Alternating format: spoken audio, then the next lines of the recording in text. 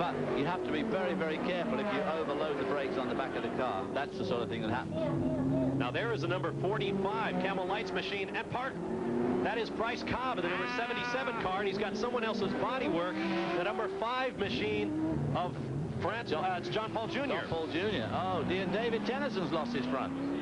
My goodness. In fact, I think that's Tennyson's bodywork on the left. Bodywork.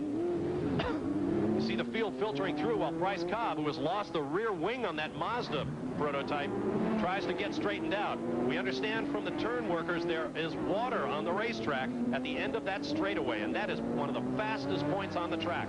Oh dear, that has just decimated our field somewhat. Bryce Cobb was looking for a good result this afternoon in that Mazda prototype, as was David Tennyson, who had made a dynamite start. Bryce Cobb's day is done, I'm afraid. Meanwhile, up front, number 99, Juan Fangio. This is the point where all the action took place. He makes his way through, followed by J.B. Jones, about a 4-car length lead. Juan Fangio, nephew of a 5-time Formula One world champion. And now a father in his own right, a little 1-year-old boy. Also Juan Fangio, but not Juan Fangio III. Back to what you said about this Toyota, David. It is remarkable when you consider that Jaguar has raced 2 different kinds of cars this year. The 12-cylinder normally aspirated machine in the endurance races, and the turbocharged car, the 3.5-liter Formula One engined Jaguar the rest of the season. The car that won the World Sports Car Championship a year ago. Tim McAdams again. Right through the leader. Nearly took the nose off the leader. Another case in point there. Looks like he's got too much braking on the back too. Yeah, well, of course, the other thing about this Toyota is it's only a 4-cylinder, 2.5 litres. The 8-cylinder Jaguar goes inside him. That, of course, Fangio had to back off a little bit there when Tim McAdams spun in front of him. Well, my point was that while everybody else is running other different variations of car, in fact, Nissan has trotted out 8 different kinds of race car this year in 12 races coming into this 13th round of the championship. The Toyota team has run the same chassis all year long. Davy Jones closed up but couldn't close the deal as Juan Fangio narrowly avoided Tim McAdams. Great action in the early laps here at Del Mar, and we'll be back for more in just a moment.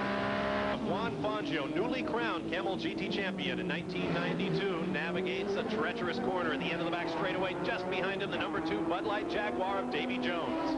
And this, of course, is where this race gets particularly tiring for these drivers. It's a 2-hour race, and they're already well and truly into lapped traffic, and they've got to pick and weave their way through in this very unforgiving track.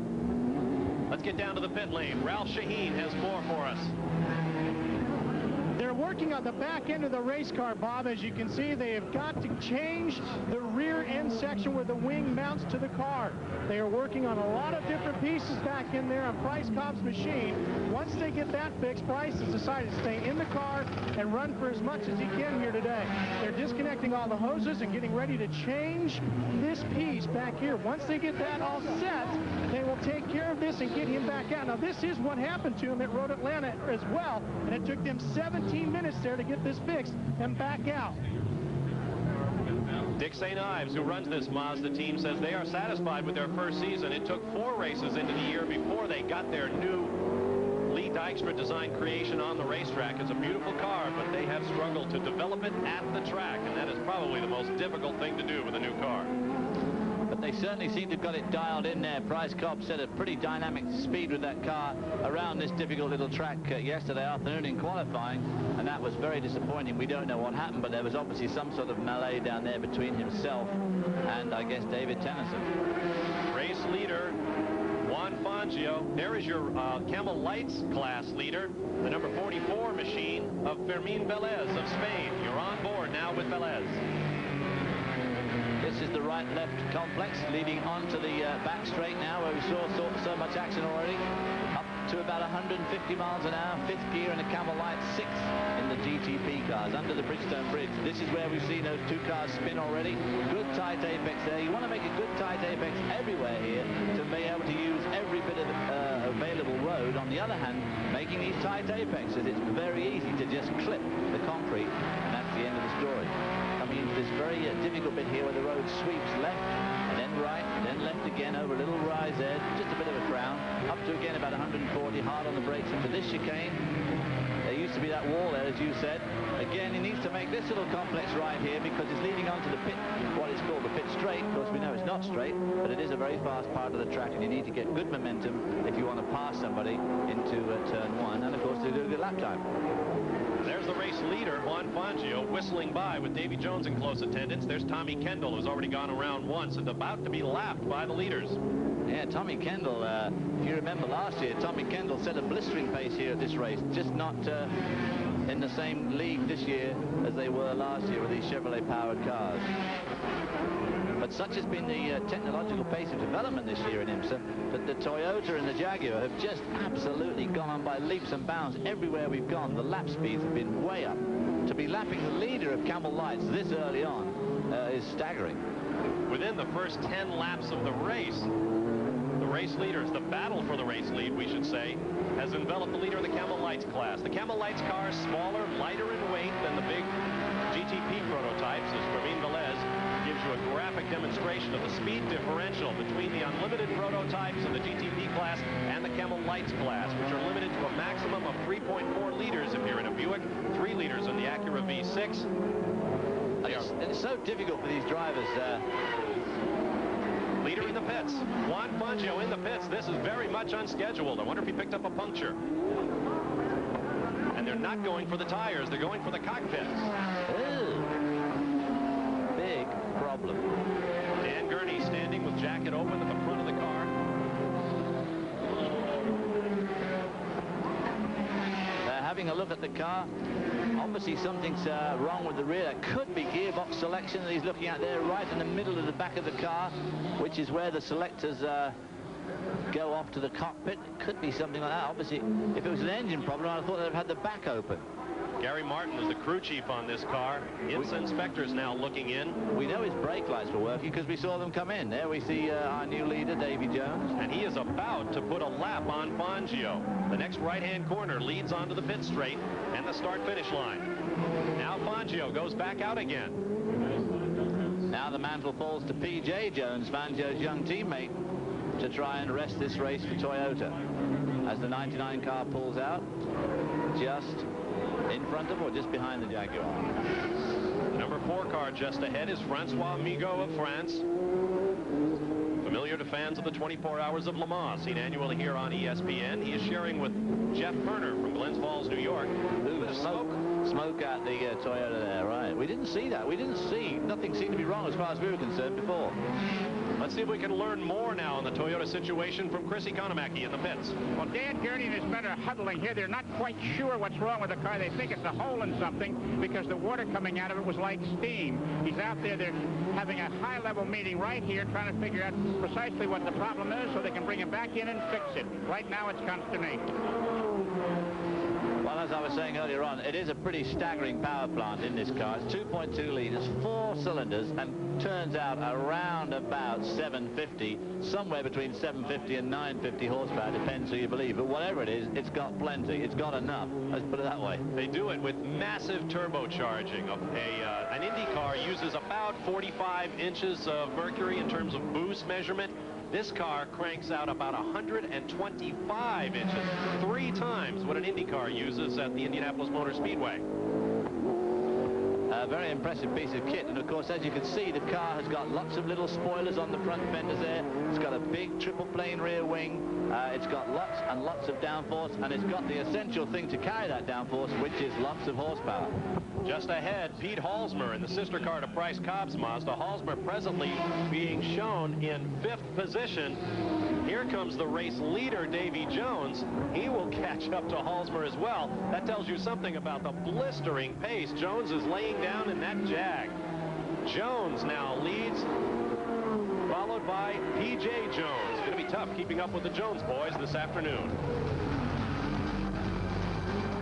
Raised on desert racing and dirt track midgets and sprint cars, has had a terrific 1992. A victory at Portland, 2 poles, a fast race lap, 5 5 top 3 finishes and a shot at the title won by his teammate Juan Fangio.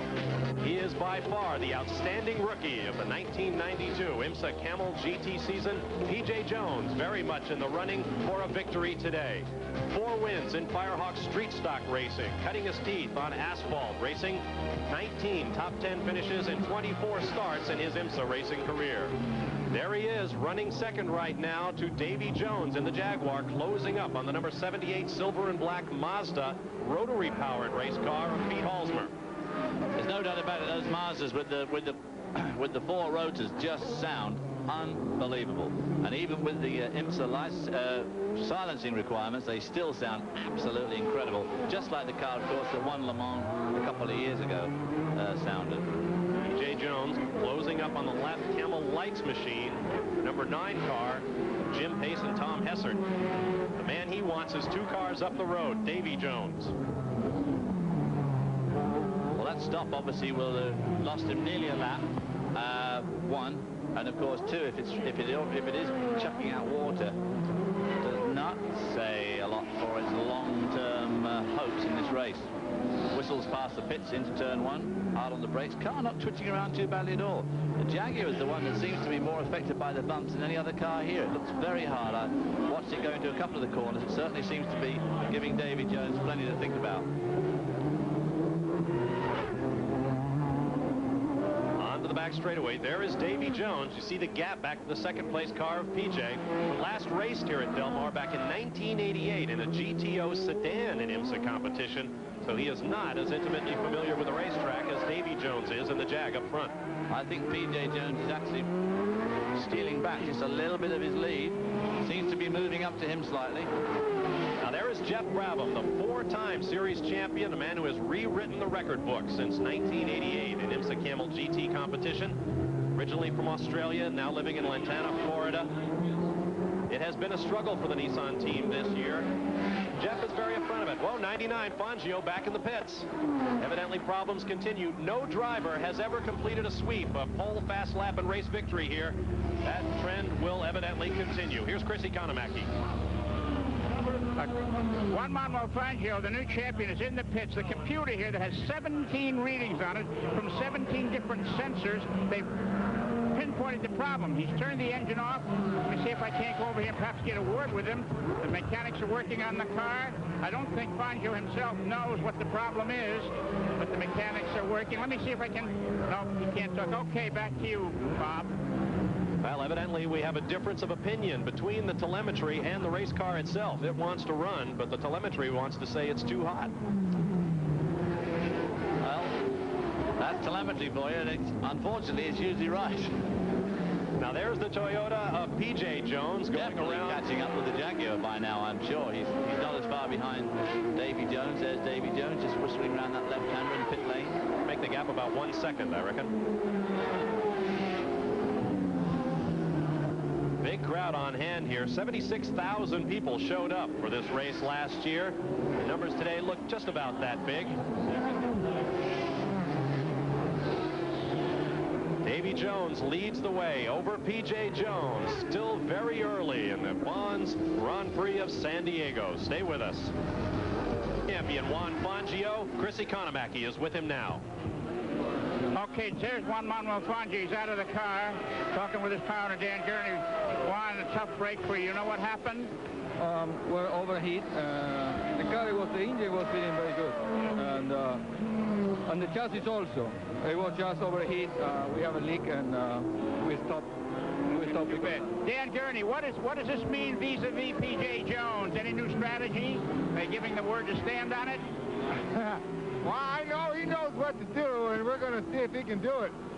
Okay, better luck with P.J. Jones. That's half of the Dan Gurney team out of the race. I tell you what, if I were a race driver, the man I would want to drive for is Dan Gurney. Mr. No Pressure. Well, he knows what to do, and he knows how to do it. I guess we'll just leave him up to it. Yep, the first time I ever met Dan Gurney was in the paddock at Silverstone back in 1963 when Graham Hill had just overtaken Jimmy Clark on the outside of the last lap. I've known him ever since then, so what's that, nearly 30 years, and he was great to me then. I was just a lad in a Formula Junior, and of course he was in the Formula One race. And and he's still just a great guy to know and talk to, and just so friendly. A real gentleman. Davy Jones is the leader now. Davy Jones just getting caught out there on the inside of the 5 car, was he? That's just what he does not need to be held up. He's stuck behind the 5 of John Paul Jr. Badly stuck behind him, which is allowing PJ to really close up on him. I thought John Paul would probably let him through at that corner, but he didn't. This is a big opportunity now for PJ Jones. Still having trouble going around the 48 Acura Spice there. John Paul Jr., the 1982 Camel GT champion, driving a Porsche.